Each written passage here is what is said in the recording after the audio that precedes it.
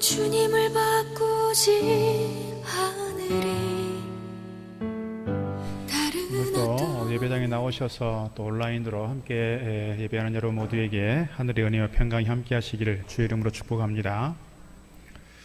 어제는 벌써 31도까지 올라가는 무더위가 되고 있습니다. 아직 본격적으로 여름철 되고 있는데요. 특별히 우리 어르신들 늘 건강 잘 챙겨가시면 좋겠고 여러분이 주 안에서 늘 강건하시기를 바라겠습니다. 꽤 오래전의 일입니다. 유고슬라비아, 지금은 이제 이름이 달라졌습니다만 유고슬라비아에 18세 소녀가 있었습니다.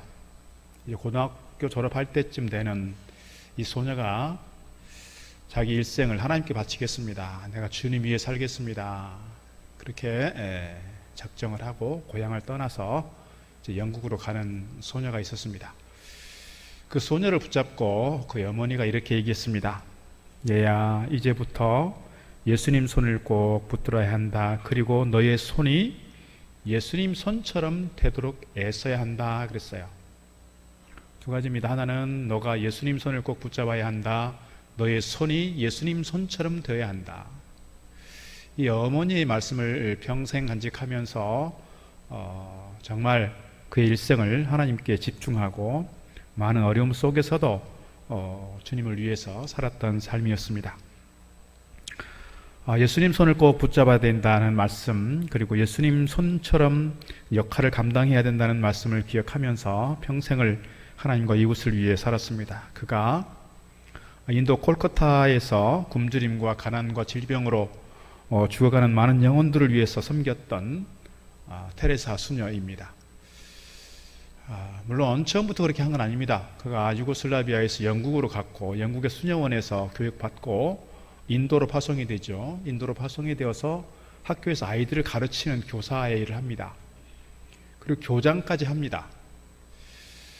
어떻게 보면 안정된 삶을 누릴 수 있는 그였지만 어느 날 하나님께로부터 소명을 받습니다. 음성을 듣습니다. 그리고 내가 이제는 이 자리에 안주하는 것이 아니라 길거리에 그렇게 버려져 있는 아이들을 위해서, 노숙자들을 위해서, 또 장애우들을 위해서, 환자들을 위해서 섬겨야 되겠다.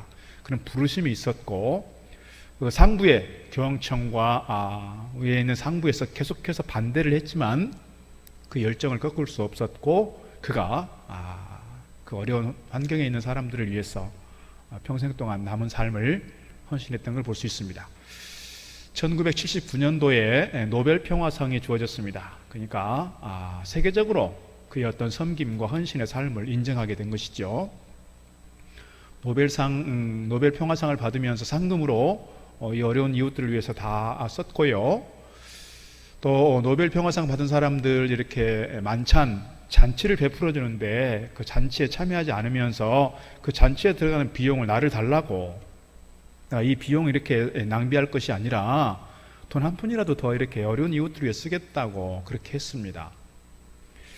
이분이 1997년 우리나라에 IMF가 왔을 때 이제 별세하셨는데 인도에서 인도인이 아님에도 불구하고 인도에서 국장으로 이번에 장례를 치러 드렸습니다.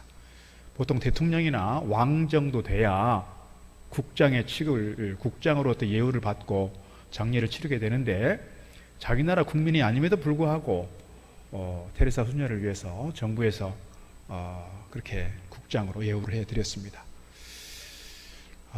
이분은 인도인이 아닙니다.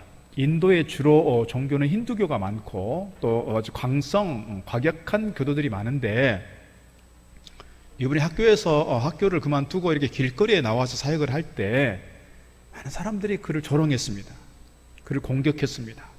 그를 또 아주 좀 이렇게 욕을 하고 그에 대해서, 그 헌신에 대해서 아주 비방하는 일들이 많이 있었고 또 위태로운 위기들을 많이 경험을 했다는 거예요.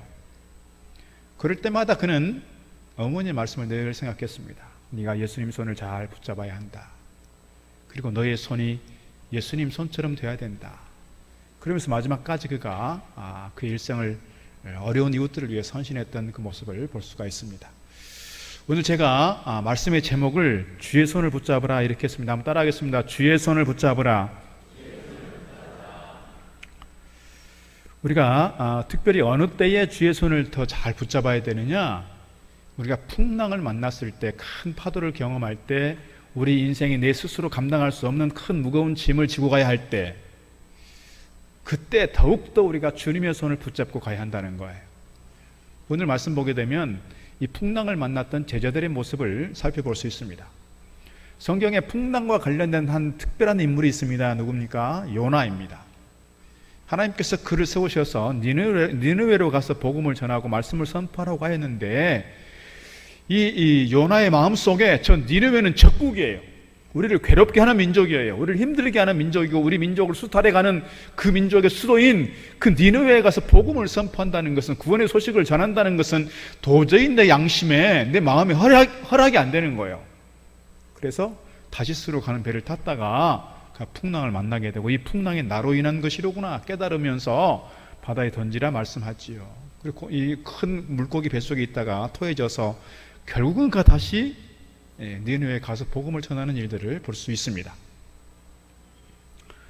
이렇게 풍랑을 만날 때는 내가 뭔가 좀 불순종해서, 내가 뭔가 실수하고, 내가 뭔가 잘못해서 풍랑을 만나는 경우들이 있습니다. 어떤 분은 그렇습니다. 폐암 때문에 곧 죽어가는데 이 방 안에는 막 이 담배꽁초가 이렇게 산더미처럼 쌓여 있습니다.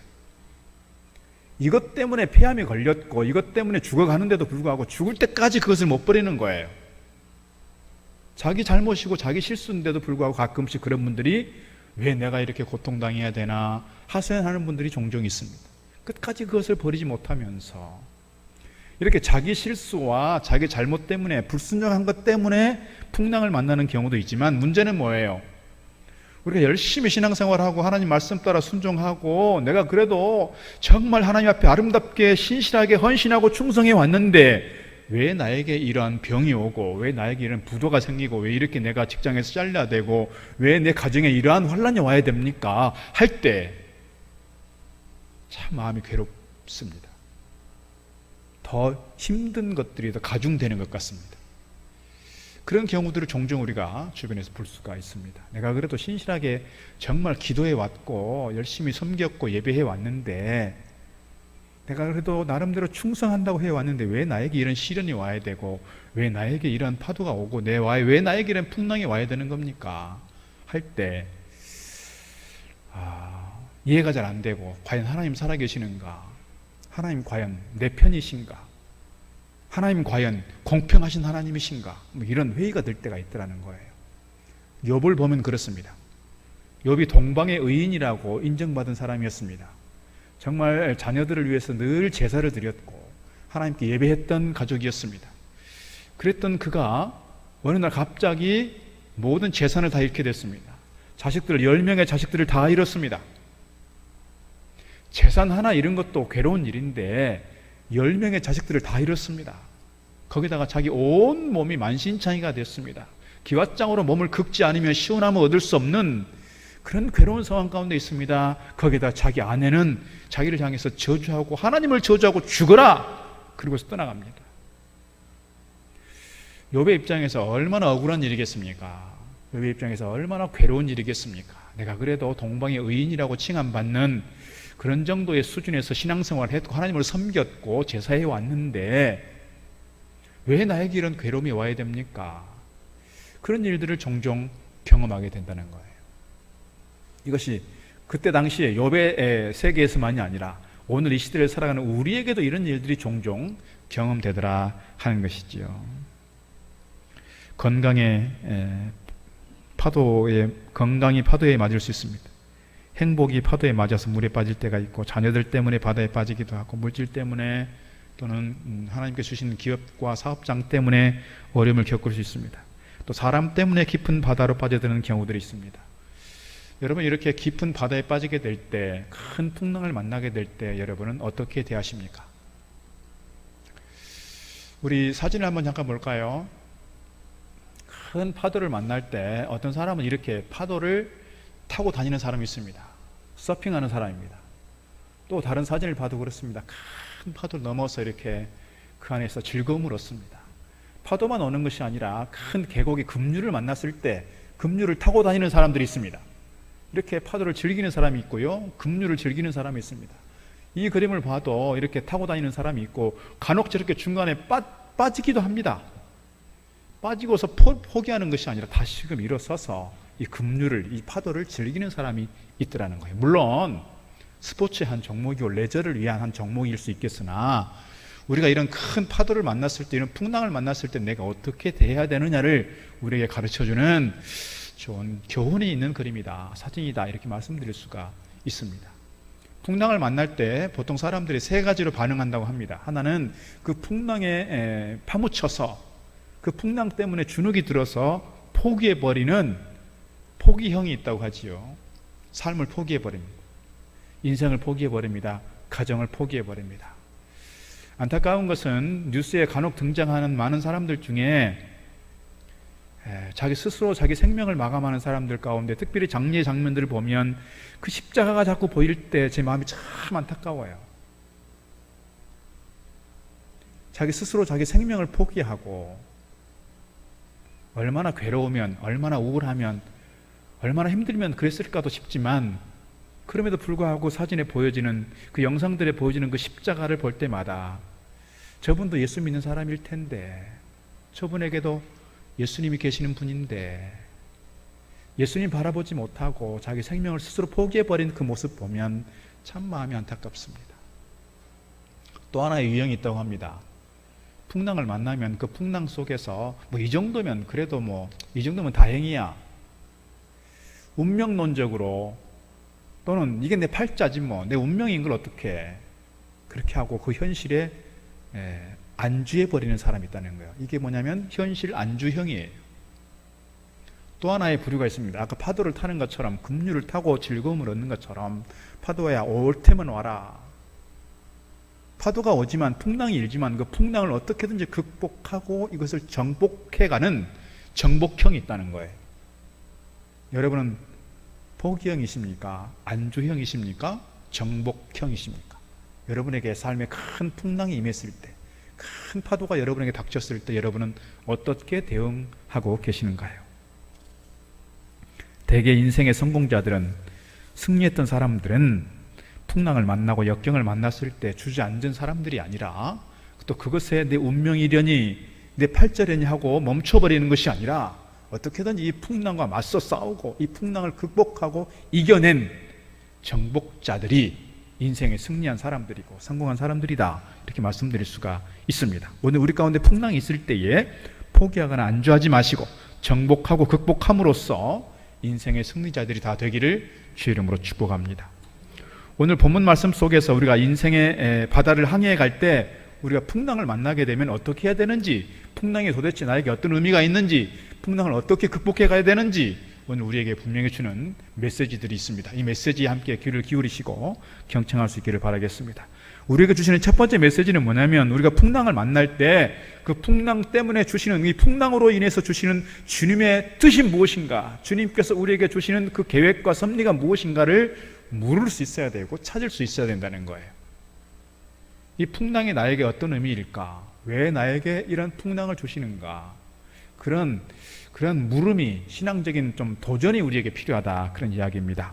풍랑 뒤에 깊은 바닷속에 있는 그 무엇을 우리가 볼 수 있으면 좋겠다는 거예요. 예전에 앤드류 존슨이라고 하는 미국의 대통령이 이 구소련으로부터 알라스카를 사들였어요.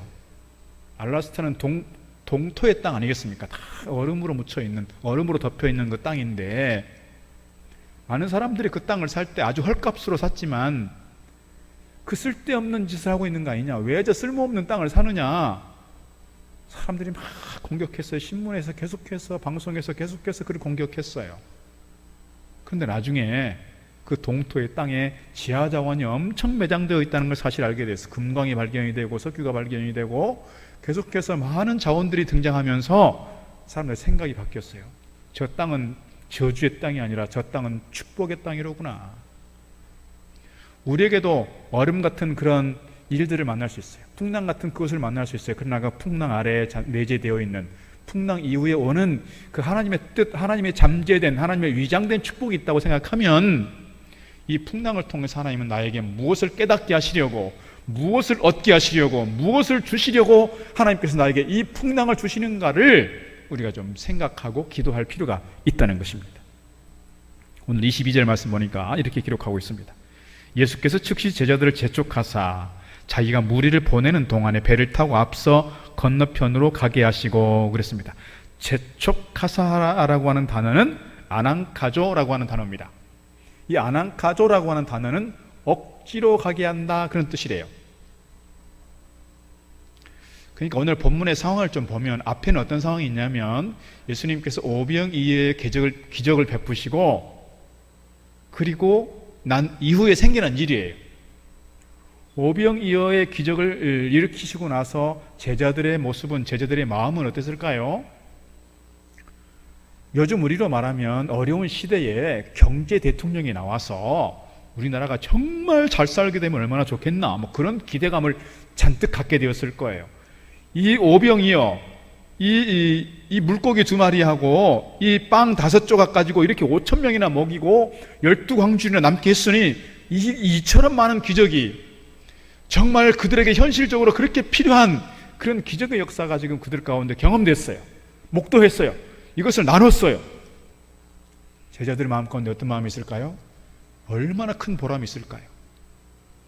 이렇게 오병이어를 가지고 나누는 일을 누가 했을까요? 제자들이 다 했어요. 하루 종일 그 일을 위해서 정말 열심히 일했을 거예요. 그리고 나서 그들 마음속에 보람이 있었을 거예요. 긍지가 있었을 거예요. 우리가 이 큰 역사에 우리가 주역이 되었다고. 그러면서 사람들이 어떻게 합니까? 예수님을 왕으로 세우려고 하고 예수님을 어떻게든지 임금으로 세우려고 하는 그 분위기 속에서 제자들이 어떤 마음 갖겠어요? 아, 예수님께서 이 상황 속에서 임금이 된다면 우리는 장관쯤 하나 하겠구나. 뭘 해도 한 자리 하겠지. 그런 기대하는 마음, 그런 부푼 꿈을 가지고 지금 설레이는 마음으로 그날 저녁을 지내고 있었을 거예요. 그래서 주님께서 재촉하셔서 억지로 그들에게 배를 타고 건너편으로 가라 말씀하고 있어요. 주님께서는 그 시간에 뭐예요? 산에 가셔서 기도하시고요. 예수님께서 왜 그들을 재촉해서 그 현장을 떠나게 했을까요?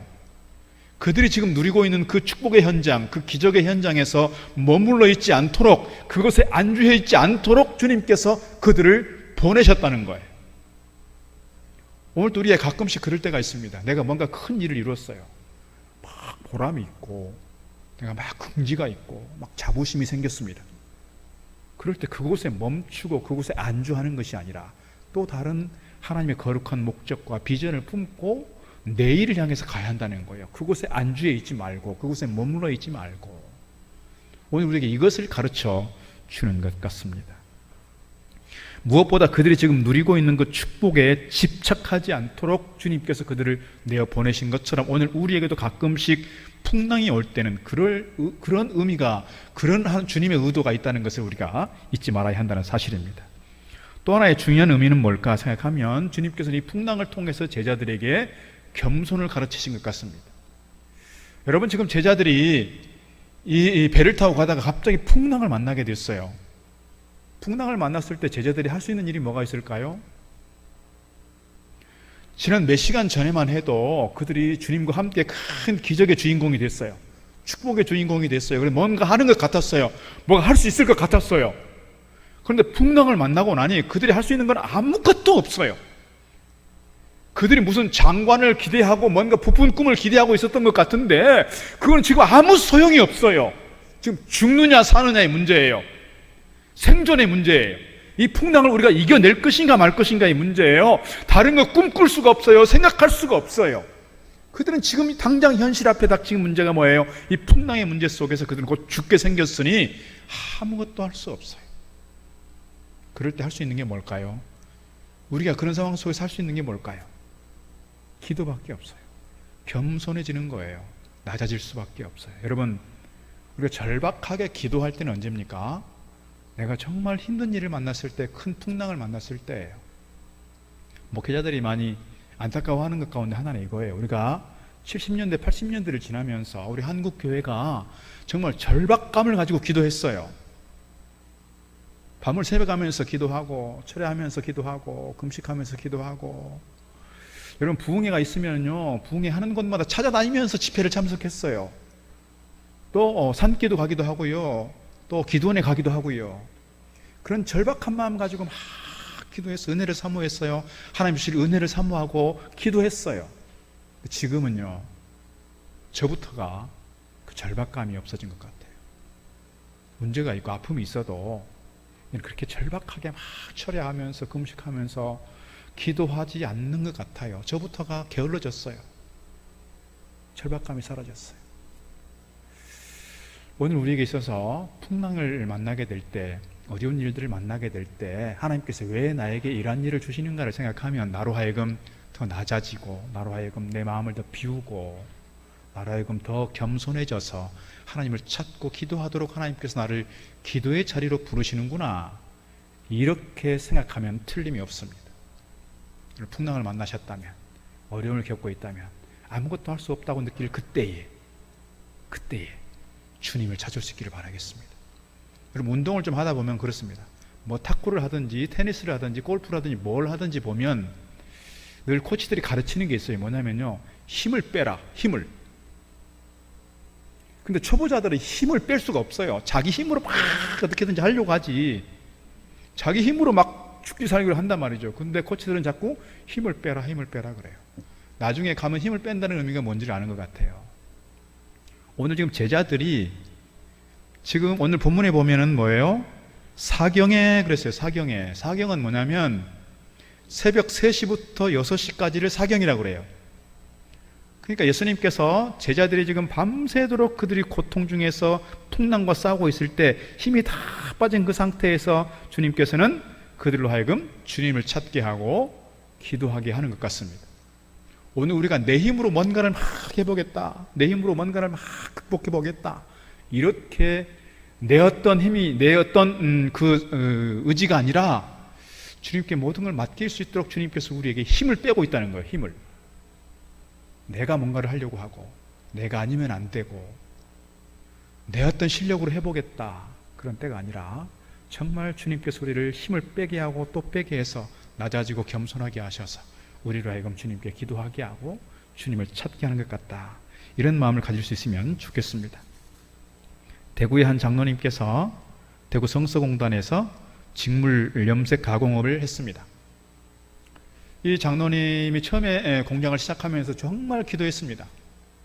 하나님께 모든 걸 맡기면서 정말 기도했어요. 종로 사가에 있는 광장시장에서 이렇게 직물 하시는 분들 보면, 뭐 실크업 하시는 이런 분들 보면 다 대구에서 이렇게 가지고 오는 분들이 많더라고요. 그만큼 공장이 잘 되는 지역입니다. 지금은 많이 좀 달라졌지만, 그런데 이 장로님께서 공장 문을 열자마자 공장이 너무너무 잘 되는 거예요. 호황이 됐어요. 막 대박이 났어요. 막 바빠졌어요. 그러다 보니까 주일 성수하는 것도 힘들어졌어요. 또 이렇게 사람들 만나고 접대하고 뭐 이렇게 관계하려고 하다 보니까 뭐 골프도 해야 되고 같이 어디 다녀야 되기도 하고, 신앙생활 하는 것에 대해서 많이 이렇게 뒤처지게 됐어요. 거기에다가 또 겨우 시간이 나면 아이들 데리고 어디로 또 해외여행 가고, 그런 일들이 생기게 됐어요. 부인 권사님이 남편 장로님에게 그랬습니다. 장로님, 우리가 그래도 장로고 권사인데 이렇게까지 해야 되나요? 이렇게 해도 되나요? 장로님이 그랬습니다. 아니면 내가 열심히 노력해서 이렇게 이만큼 일구었는데 뭐 이렇게 누려도 되지 이제는, 그런 생각으로 말하는 거예요. 그런데 얼마 지나지 않아서 그만 사업이 잘못됐고 부도가 났습니다. 그때야 이 장로님이 정신을 차렸습니다. 내가 너무 교만했구나. 내가 뭔가 내 실력으로만, 내 힘으로만 하려고 했구나. 내가 하나님을 찾지 않았구나. 그때서야 이제 정신을 차리고 하나님 앞에 기도했습니다. 하나님, 제가 잘못했습니다. 저를 용서해 주시고 나를 다시금 이렇게 세워주시고 나를 회복시켜 주시면 평생 동안 이제 주님만 위해 살겠습니다. 주님이 헌신하겠습니다. 그렇게 정신을 차리고 기도하고 눈물 뿌려 하나님을 찾았습니다. 지인 중에 한 분이 제안이 왔습니다. 장로님, 제가 이 공장을 하고 있는데 제가 지금 할 수 없는 상황이니 이 공장을 장로님이 좀 맡아주십시오. 그래서 뜻하지 않게 그 공장을 맡게 됐습니다. 하나님 은혜 가운데서도 그 공장도 잘 됐어요. 그렇게 대박이 나고 다시 잘 되어가는 과정 속에서 이 장로님은 다시금 옛날로 돌아가지 않았어요. 옛날처럼 그렇게 교만해지지 않았어요. 왜요? 자기가 풍랑을 만나봤거든요. 파도를 경험해봤거든요. 아, 내가 이제 교만해지면 안 되는구나. 정신을 차리고 끝까지 주님 앞에 겸손하게 기도하면서 주님 위해 섬기는 헌신한 장로님이 대구에 있는 박순보 장로님이라는 분입니다. 여러분, 재물을 모았다고 해서, 공장과 회사가 잘 돌아간다고 해서, 뭔가 큰 것을 이루었다고 해서 경거망동하거나 교만하거나 자만하지 마시기 바랍니다. 하나님께서 한번 치시면 언제든지 우리는 풍랑 속에서 빠져나올 수 없는 상황이 될 수 있어요. 나락으로 떨어질 수 있어요. 그게 한순간이더라는 거예요. 오늘 우리가 그런 점에서 우리가 평생 주님 앞에 가는 그 시간까지 교만해지는 것이 아니라 늘 겸손하고 또 낮아져서 주님께 찾고 주님께 기도할 수 있는 저와 여러분 되기를 주의 이름으로 축복합니다. 또 하나 풍랑을 주는 의미가 있다고 생각하는 건 뭐냐면, 풍랑을 통해서 저들의 신앙이 성장하게 된다는 거예요. 오늘 33절 말씀 보니까 이렇게 되어 있습니다. 배에 있는 사람들이 예수께 절하며 이르되 진실로 하나님의 아들이로소이다 그랬습니다. 배에 있는 사람들이 예수님께서 걸어오시는 물 위로 걸어오시는 그 장면을 보면서 그들이 이분이야말로 정말 하나님의 아들이시로구나 그렇게 고백하게 됐다는 거예요. 예수님께서 제자들에게 묻습니다. 너희는 나를 누구라 하느냐? 그럴 때 베드로가 주는 그리스도시요 살아계신 하나님의 아들이십니다 라고 고백하는 장면은 마태복음 16장이에요. 오늘 14장이니까 베드로가 고백하기 훨씬 이전에 제자들은 예수님께서 물 위로 걸어오시는 그 장면을 보고서 그 예수님께 대해서 하나님의 아들이시로구나 그렇게 고백하게 됐다는 거예요. 예수님이 어떤 분인지를 알게 됐다는 거예요. 풍랑을 통해서 파도에 휩쓸려가는 그 상황 속에서 주님을 만나게 되었을 때 주님이 어떤 분이신가 그들이 알게 됐다는 거예요. 우리가 풍랑을 만나고 어려운 일을 만나고 시련을 만나고 나면 부쩍 신앙이 성장한 사람이 있습니다. 신앙적으로 도약한 사람이 있습니다. 반대로 이것을 제대로 극복해내지 못한 사람들은 어떻게 해요? 교회를 떠나가기도 하고 신앙을 떠나가는 사람도 있어요. 이건 포기형이에요. 포기형. 또 어떤 사람이 있다고요? 안주형이 있어요. 될 대로 되라지 뭐. 될 대로 되라지. 이게 안주형이란 말이죠. 오늘 우리가 정말 풍랑을 만났을 때 우리의 신앙이 좀 이 풍랑을 통해서 잘 단단해지고 연단이 되고 또 도약할 수 있는 기회가 될 수 있으면 좋겠어요. 여러분, 어린 아이들 중에서 가끔씩 막 7살짜리, 8살짜리 아이가 막 고등학생 같은 청년 같은 그런 말을 할 때가 있어요. 어른 같은 말을 할 때가 있어요. 이런 아이들을 우리가 뭐라고 해요? 애 어른이라고 그래요. 그런데 애 어른은요, 사실은 성장 발달 단계상으로 보면 썩 그렇게 좋은 건 아니에요. 애는 애다워야 해요. 그런데 왜 애가 애 어른이 됐을까요? 애 어른이 된 이유는 뭘까요? 자기 생존 방식이 된 거예요. 어른들 눈치를 보고요.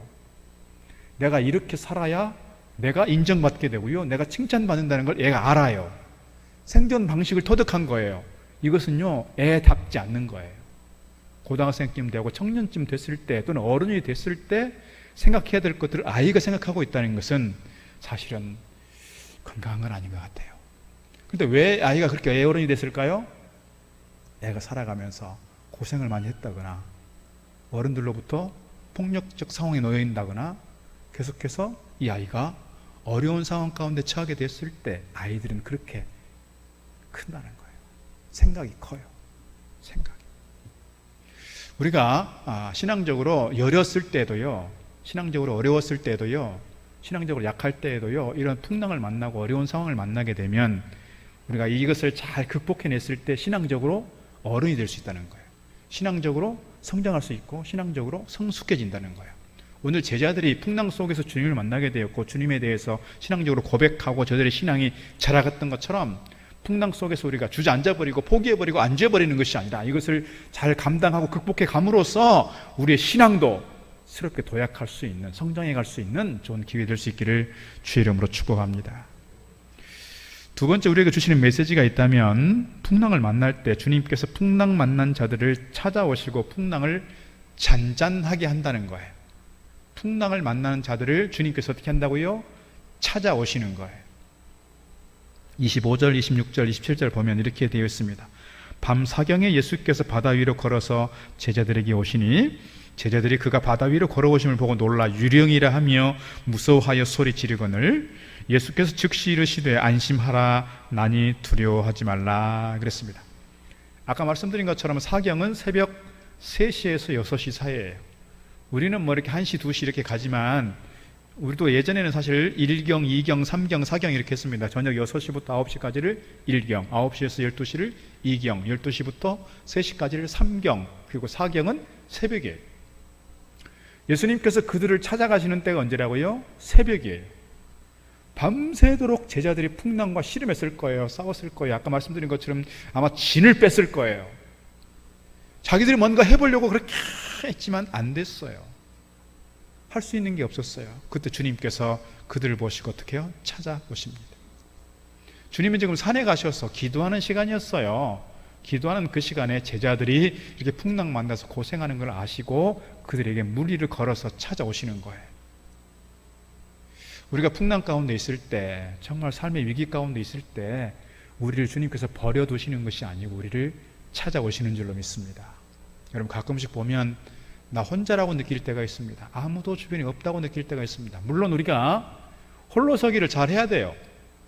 내가 하나님 앞에서 단독자의 모습으로 홀로서기를 잘 해야 그래야 누구를 의존하거나 의지하지 않고 내가 내 삶을 책임지고 갈 수 있어요. 그래야 건강한 자아상을 만들 수 있어요. 건강한 삶을 꾸려갈 수 있어요. 그러나 신앙적으로 보면 나 혼자 뭔가를 해보겠다. 이것은 교만해지는 거라고요. 사회적 삶의 환경 속에서는 내가 홀로서기를 잘 해야 되고 독립적으로 서가야 되겠으나 신앙적인 부분에 있어서는 내가 내 혼자가 아니라 나는 주님과 함께 있다. 내가 혼자 있다고 느낄 때, 내가 외롭다고 느낄 때, 내가 고독하다고 느낄 때, 내가 아프다고 느낄 때, 내가 속상한 그 자리에 있을 때, 내 마음이 너무너무 상한 가운데 괴로운 자리에 있을 때 주님께서 우리를 향해서 손을 내밀어 주신다는 거예요. 손을 내밀어 주신다. 우리가 그 주님의 손을 붙잡고 가야 할 줄로 믿습니다. 주님께서 우리를 찾아와 주시고 우리를 만나 주시고 우리를 어루만져 주시는 분이시기 때문입니다. 그 주님을 잊지 마시고 주님과 함께하는 귀한 삶이 되어지기를 주의 이름으로 축복합니다. 주님께서 우리를 찾아오셔서 하시는 말씀이 있어요. 안심하라 나니 두려워하지 마라.